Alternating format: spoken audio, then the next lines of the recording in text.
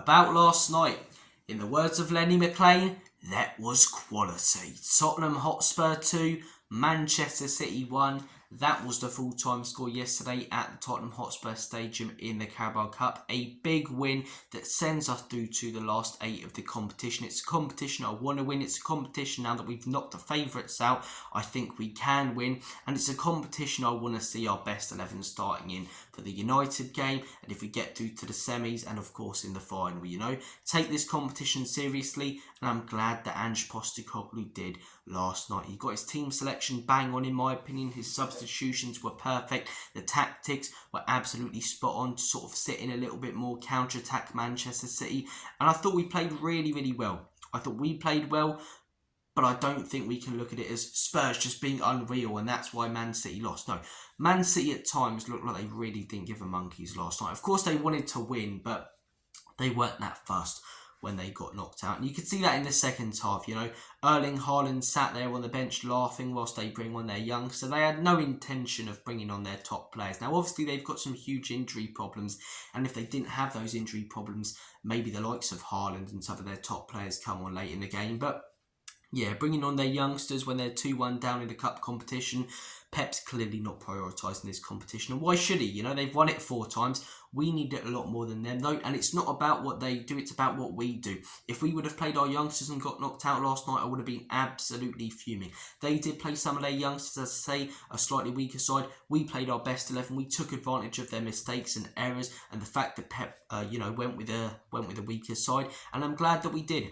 And credit, as I say, should go to the manager and those players on the pitch for us. So, just like the West Ham game, just like the United game, I don't think we can just say it's all Spurs being unreal because Manchester City did play a weakened side and really didn't look fussed at times. But I don't think it's fair to just go when we win games like this, Man City didn't care, we should be winning. Because, yeah, maybe we should if they're resting players, but we did. We took advantage of them. I nearly said the points, not points, but we got through to the next round. And that's all that matters at the end of the day. We beat Manchester City 2-1, whichever players they started to get through to the quarterfinals of a competition. Credit deserves to go to the manager, who I'm not, as I say, the biggest fan of, and the players, Thought they got it bang on yesterday. But look, I thought there was some really, really good performances in there for us. Really good. I thought Kulusevski bossed that midfield yesterday. This is why I've been banging on about this guy all season. I think our fan base tends to overhype players a lot, right? But Kulusevski, aside from Cole Palmer, I don't think this season, based on form, there are many better midfielders, especially, number 8s and number 10s. He's creative, he uses his body really well, he's got good strength. He is just a quality player. He really is. He really is. He's the exact type of player we'd want in that position. And he stepped up in a lot of games this season. Crystal Palace, he was quite poor. I still disagreed with Ange taking him off, though. I mean, you need a goal when you bring on Werner and you take off your most creative players. But started yesterday. Man City's midfield wasn't their weakest point, as I say. And yeah, played really, really well. Obviously, their attack was weakened. Their midfield wasn't unreal. But their defence, I think most of those defenders get into our starting 11. Ake, Stones, those sort of players. And he rinsed some of them at times. He really, really did. The 2 assists for both goals, as I say now. On the surface, they can look like basic passes, but he makes the run on for the first goal for Brennan Johnson, takes it in his stride really well, and puts it on a plate for Werner.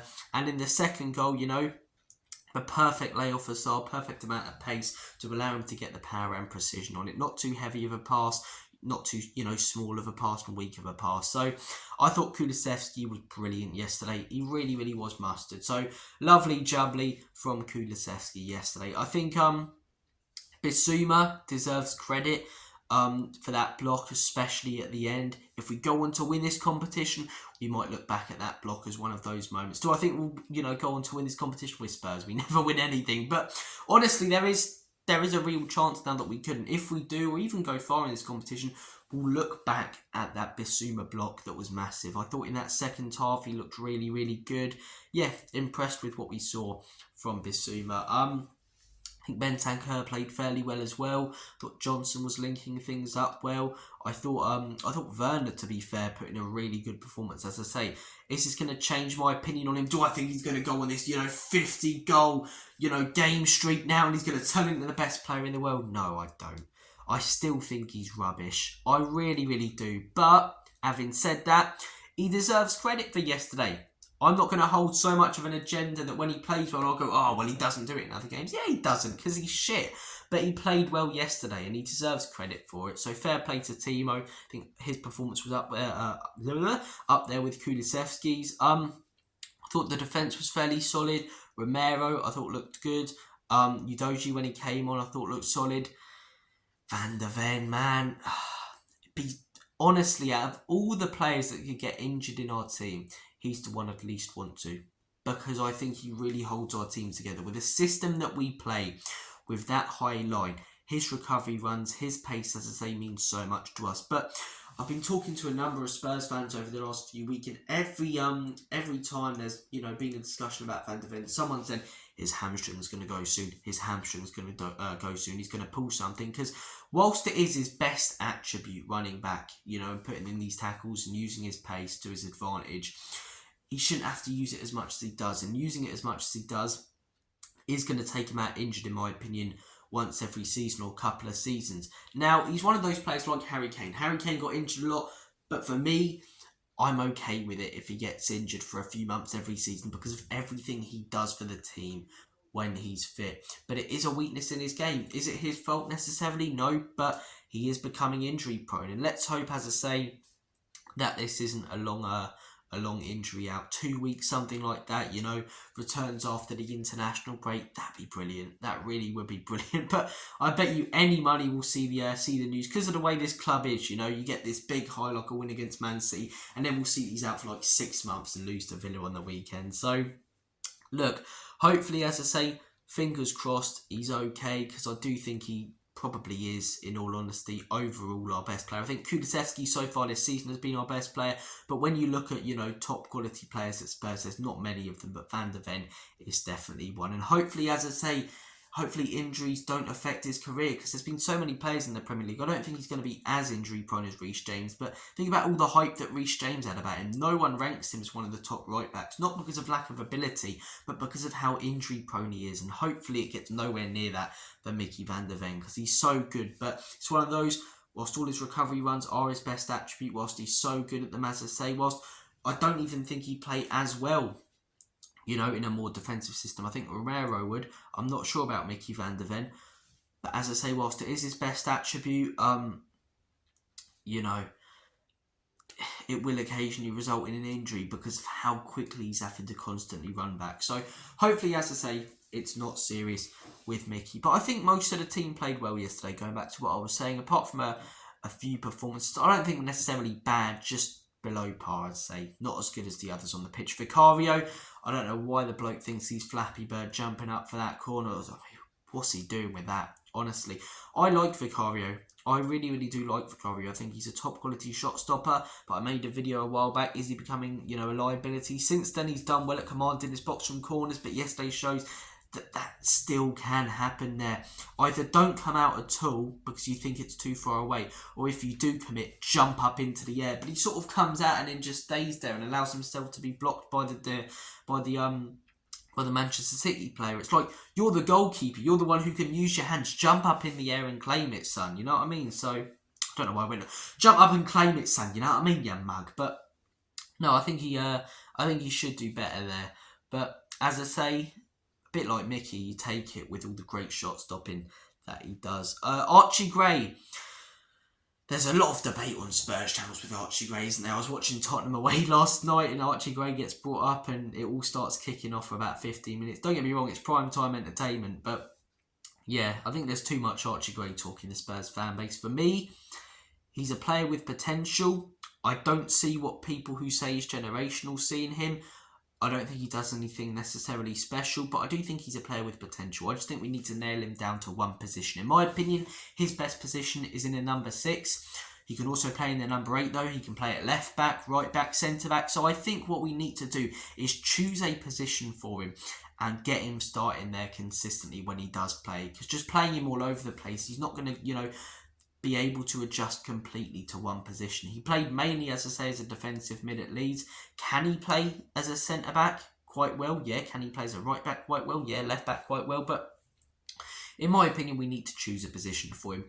that best position for me is a number 6, but even if, you know, he constantly starts at right back, at least then we've got that position where we can get used to what he has to do, because playing as a 6, playing as a right back, centre back, you're doing completely different things in all of those positions. So for me, I think we need to nail him down to a position. I get that, you know, Ajax always used to do it, bringing through players who can sort of play 5 or 6 positions, but you can see, as I say, it's just not helping him to not be nailed down to one position, to one role, to one thing that he has to do on the pitch. I think at fullback yesterday, when Savio came off, he looked better. But when Savio was on the pitch, when he was getting put under pressure on the wings, I thought he got rinsed a few times. For the goal, he's nowhere near his man. I get that Johnson maybe should cover, but, you know, right back, you should be in the defensive right position, and he wasn't. He wasn't there, Archie Gray. So look, I think he doesn't have the pace, in my opinion, to be a top quality right back down the line. I do think he can be a solid right back though, so if you're going to keep playing him there, as I say, do that. Start him at right back when we next see him, whether it be in the Europa League, even in the Premier League game, or play him in the 6 and stick to it. We've got to nail him down to some sort of position, in my opinion. Some might disagree, say he's versatile, but Kulusevski's versatile, and we've pretty much nailed him down to that midfielder role, as I say, whether it be the 8 or the 10, more so the 10 at the minute. So, look, I think we need to choose a position for him, because he is versatile, but he'll be at his best, in my opinion, when he gets used to starting in one role, in one position. But Archie Gray, comment your thoughts and opinions on him. Yeah, I think Archie Gray, Vicario, not the best performances, but the rest of the team I thought were really solid. In the words of Terry Flowers, Spurs are scary and dangerous. No, I don't think we are. Look, as I say, the team definitely deserves credit. The manager deserves credit, because we took advantage of how bad Man City were and the youngsters that they played. They never really tested us at any point apart from the goal at the end of the first half. But as I say, we defended well, we counter-attacked. I thought Ange did really well. Really well. I see Invert the Wing on Twitter. Now, I know this guy splits a lot of opinions, quite a big tactico on Spurs socials, and he's rambling on, it's disgusting for Spurs to have, 23% possession early on in the game against Manchester City. It's like, bloke, geezer, mate, we're 1-0 up. We're 1-0 up. Who gives a toss what, number of possession we have? I've been banging on about this for ages when people have said this season, about improvements. Oh, one fullback's inverted, one hasn't. Yeah, that's quite good. Oh, Kulusevski playing the 10. Yeah, I quite like that. Oh, Spurs are having more possession. So what? Great, we have more of the ball. The numbers look good in terms of possession. The only numbers I care about are the ones on the scoreline. We were 2-0 up yesterday with far less possession than City. If buts and monkey nuts. Who gives a toss that we've got less possession? Really?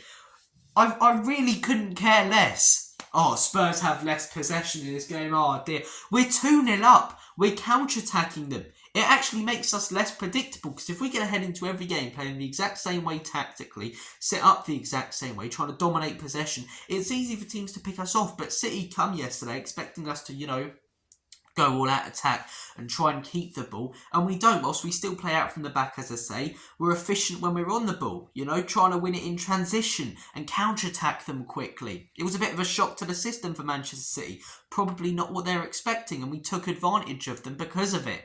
Who cares whether we've got 23% possession, 33% possession, 0% possession? That's impossible, but you get my point. Possession, in my opinion, means nothing. It's not about the amount of the ball you have. It's about what you do with the ball when you've got it. And we were efficient with it. We were dangerous with it. So who gives a monkey's toss if we had less possession? We were dangerous, and we were the team who were 2-0 up 2-0 up by 30 minutes, 2-1 up at half-time, and finished the game as the winners. Less possession? Who cares? Who cares about possession? I'd rather win a game with 20% possession, 1-0, than lose a game 1-0 with 80% possession. And anyone who doesn't or wouldn't want that, I think football's a wrong sport for you. I get Tactico's obsession with possession and controlling the game and stuff, but, sometimes you can control a game with less of the ball. By about 30 minutes, we'd had 6 shots to Manchester City 0, and we had, as I say, something like, late 20s, early 30s in terms of possession. So, look, I thought Ange got it bang on with the tactics. I thought his substitutions were at the right time, and yeah, credit to him. I'm still not his biggest fan. I still think 4 wins in 9 in the Premier League is poor. 8 losses in our last 14 in the Premier League is dreadful. We need a win against Aston Villa this weekend. And am I sure he's the right man for the job? Not 100% if I'm honest. I'm still not at all. Yesterday was a big win, as I say, but it was against Man City's kids as much as we took advantage of it. And as I say, whilst I do want Ange to be successful, I've seen this story so many times with managers. He needs to start picking up the wins and doing it more consistently. Great last night, but let's build on that. Because I thought we were going to build on that Man United win. A week later, we lose 3-2 to Brighton. I thought we were going to build on that West Ham win. A week later, we lose 1-0 to Crystal Palace. I'm thinking now that we're going to build on this Manchester City win, let's actually go out there and beat Villa and beat Ipswich and head into that international break on a good run of form. You know, the Galatasaray game as well, get a result there. We don't even necessarily need a win because 9 points from 9 in the Europa League so far, and that's a tough away game. You know, don't play your kids in that one, but. Yeah, I think we need to do it more consistently for me to 100% and wholeheartedly believe in this manager. But yesterday was a step in the right direction. Let's hope we don't take 2 steps back, because that's what it feels like we've been doing recently. 1 step forward, 2 steps back constantly. Getting these good results that we think are going to change our system, and then it all collapses in the following game. So hopefully we can build some consistency off of last night. I'm not Ange's biggest fan. I think he contradicts himself a lot. I think tactically at times he's been inept, but tactically he got it bang on yesterday. I like the type of stuff he was saying in his press conference after. And yeah, he deserves credit. Big win against the champions. Yes, they fielded their youngsters, but they did start with their best defence. And again, just like the Man United game, just like the West Ham game, we can't look at it wholeheartedly one side or the other. We can't look at it just as Man City being poor, playing a weakened side, just as we can't, in my opinion, look at it as Spurs being brilliant and getting it bang on. It really is a mixture of both. I nearly did a David Brent there, like that, but yeah, it really is a mixture of both. It is a mixture of both. But guys, I am going to make like a banana and split, have a smashing day and Halloween for me. Look, I get that people, you know, house parties and stuff for Halloween and all, you know, horror films and all that. But what we actually celebrate in All Hallows Eve, horror films and ghosts. Whoop-de-doo. But guys, if you do celebrate Halloween, you know, my transatlantic cousins and family, that sounds weird. My American friends on the channel, who obviously are big Halloween celebrators. Enjoy your day, enjoy your time, whatever you're doing. If you do celebrate Halloween here, enjoy your time. If you don't celebrate Halloween, enjoy your day. Have a smashing time. Take care, guys. And as always, Comedy Spurs.